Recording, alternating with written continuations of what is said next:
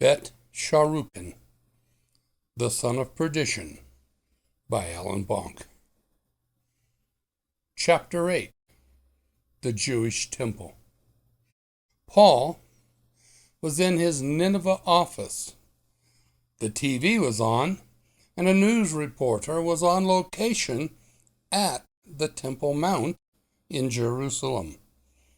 A structure was being put up in place behind her. The news reporter announced, after over 2,000 years, the Jews will sacrifice again. Back in 1994, the Jews built a temple at a remote underground site in the Colorado Rocky Mountains. All the stone tool work and gold fabrication was done there. Then it was disassembled and shipped covertly to Israel. It was placed in hiding at an archaeological site near Jerusalem. The temple proper is not really that large. It's about 45 feet wide and about 90 feet long, and has 3 stories high. The reporter continued, "As you can see behind me, construction workers are placing the final stones in place and adding the interior panels and furniture.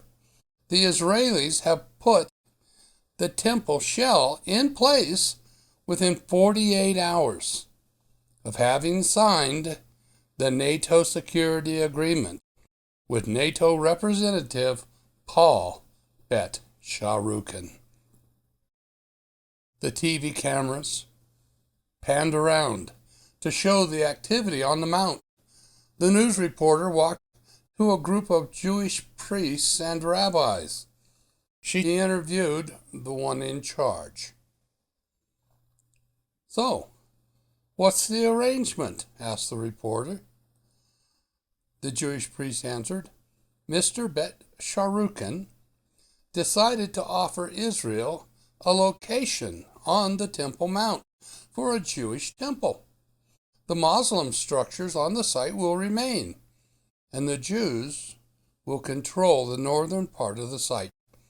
A wall of separation will be built between us, and we have reluctantly agreed.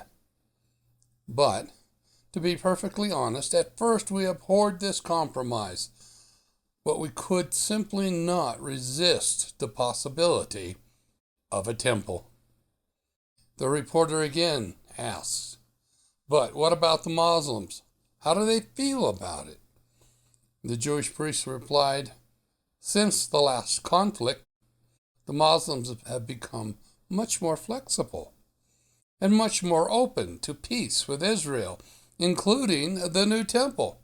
So long as the existing Muslim structures and mosques are not touched and still have access to them, they are okay with the arrangement."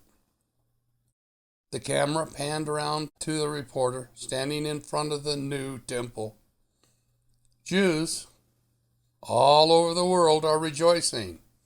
Symbolic or religious, this structure is uniting Jews all over the world, the reporter stated. The TV went black. Paul was in a simmering rage. Later that night, we found Paul and Father Ibrahim in Paul's modern, expensive living room. The room was disheveled by a storm. Paul was that storm. Father Ibrahim tried his best not to be affected. "Within a few weeks, they'll dedicate the temple and start the daily sacrifices," he told Paul. They had obviously been planning for this day. They had already trained the priests. They had the furniture and the tools all ready to go. Paul yelled. "You made a big mistake," Father Ibrahim spoke. "It was not my intent to promote or bless Israel. I figured it would take years for the different Jewish sects to come to some sort of agreement on how to proceed." "Who knew?" Paul responded. "I have hopes you'll do better with Egypt." Is the Prime Minister still resistant to signing the agreement? Asked the priest. I even sat down, face to face with him.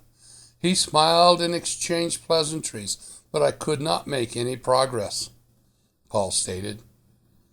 He took a shot of arak and then continued. Then finally, my spirit helpers informed me that he was lying to me on many accounts. There was no chance of him relenting. Without Egypt's participation in the NATO project, the entire endeavor will fall apart. They must be made to yield, the priest belted. Paul threw his glass across the room. He screamed in the spirit, how dare this man refuse to submit to me? He does not understand who I am. I am the son of Asher.